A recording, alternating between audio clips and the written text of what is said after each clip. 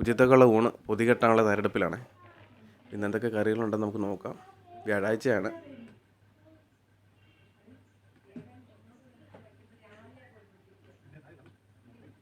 ആദ്യം തന്നെ നമുക്ക് ക്യാബേജും ക്യാരറ്റും കൂടെ തോരനാണ്.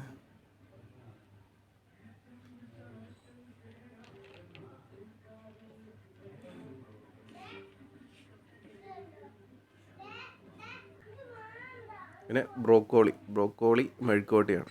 ബ്രോക്കോളി മുട്ടയും കൂടെ ചേർന്നിട്ടുള്ളൊരു മെഴുക്കുവരട്ടിയാണ്.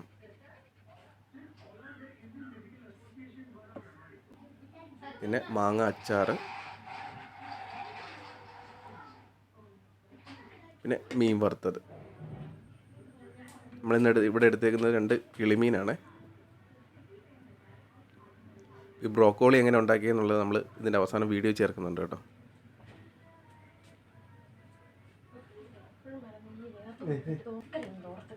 ഇന്ന് ഇത്രയാണ്. ഇതിൻ്റെ കൂടെ നമുക്ക് വഴുതനങ്ങ തീയലും കൂടെ ഉണ്ട് ഒഴിച്ചു കറിയായിട്ട്.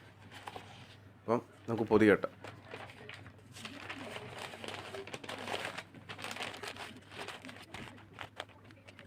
ഉച്ചത്തേക്കുള്ള ഊണ് റെഡി ആയിട്ടുണ്ടേ.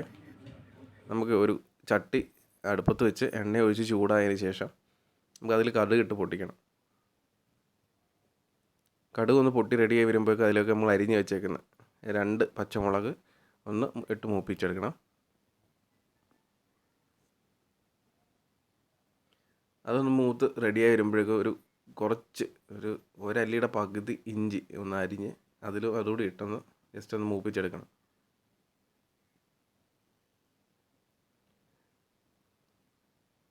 അതൊന്ന് മൂത്ത് റെഡിയായി വരുമ്പോഴേക്കും നമ്മൾ അരിഞ്ഞ് വെച്ചേക്കണം ഒരു സവോളയുടെ പകുതി നമ്മൾ ചതുരത്തിലാണ് അരിഞ്ഞേക്കുന്നത്. അതുകൂടി ഇട്ടൊന്ന് നന്നായിട്ടൊന്ന് വഴറ്റിയെടുക്കണം.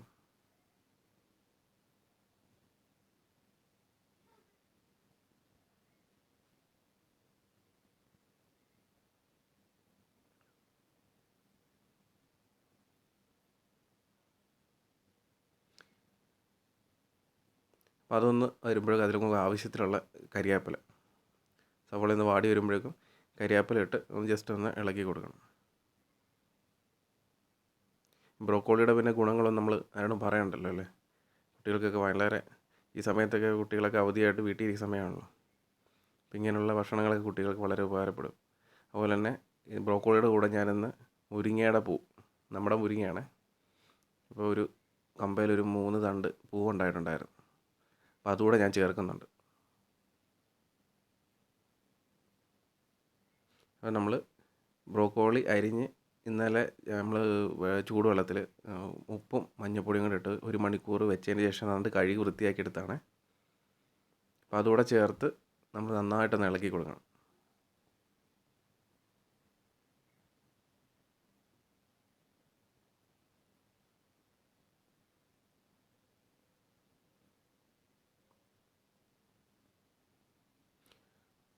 നമുക്കൊരു 10 മിനിറ്റ് ജസ്റ്റ് ഒന്ന് അടച്ച് വെച്ച് വേവിക്കണേ. വെള്ളമൊന്നും ഒഴിക്കണ്ട, അതിൽ നിന്ന് തന്നെ വെള്ളം ഇറങ്ങിക്കോളും.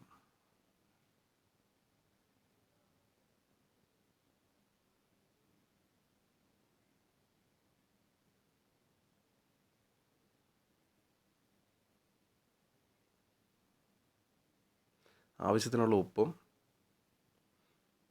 കുറച്ച് ചില്ലി ഫ്ലേക്സ് അതുകൂടെ ഇട്ട് നമുക്കൊന്ന് ജസ്റ്റ് ഒന്ന് ഇളക്കി എടുക്കാം.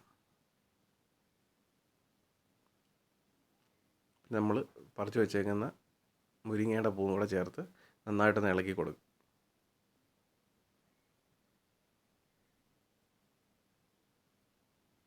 അതിനുശേഷം നമുക്കൊരു 10 മിനിറ്റ് ജസ്റ്റ് അടച്ച് വെച്ച് വേവിക്കാം.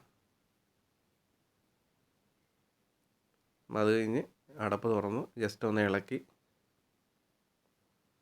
നമുക്കിനി ഈ സമയത്ത് നമുക്ക് മുട്ട ചേർത്ത് കൊടുക്കണം കേട്ടോ. നമുക്കതിനെ നടുക്കൊരു ചെറിയ കുഴി പോലെ നമ്മൾ ഉണ്ടാക്കിയെടുത്തതിന് ശേഷം നമുക്ക് അതിനകത്തൊട്ടൊരു മുട്ട പൊട്ടിച്ചൊഴിക്കാം.